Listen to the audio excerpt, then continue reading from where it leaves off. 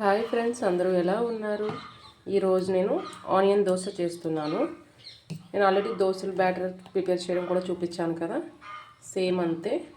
Stove పైన ఒక pan పెట్టుకోవాలి. కొద్దిగా వాటర్ని ఇలా చేసామంటే సరిపోతుంది.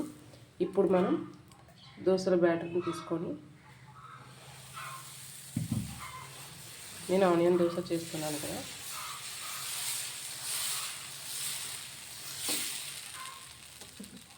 ఇప్పుడు పైన మనం ఆనియన్స్ యాడ్ చేసుకోవాలి.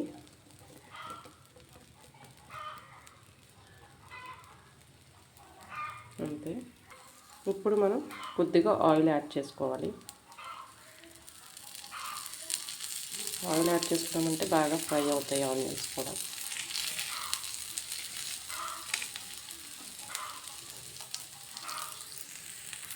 ఇప్పుడు దోశ ఫ్రై అయిపోయింది కదా, ఇప్పుడు మనం తీసేసుకోవాలి సర్వింగ్ ప్లేట్లోకి.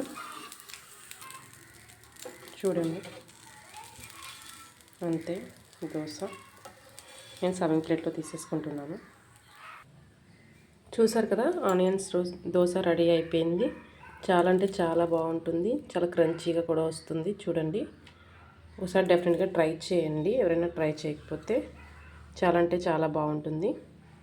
మీకు ఈ వీడియో నచ్చినట్టయితే లైక్ చేయండి, షేర్ చేయండి, సబ్స్క్రైబ్ చేయడం మాత్రం మర్చిపోకండి. Please subscribe.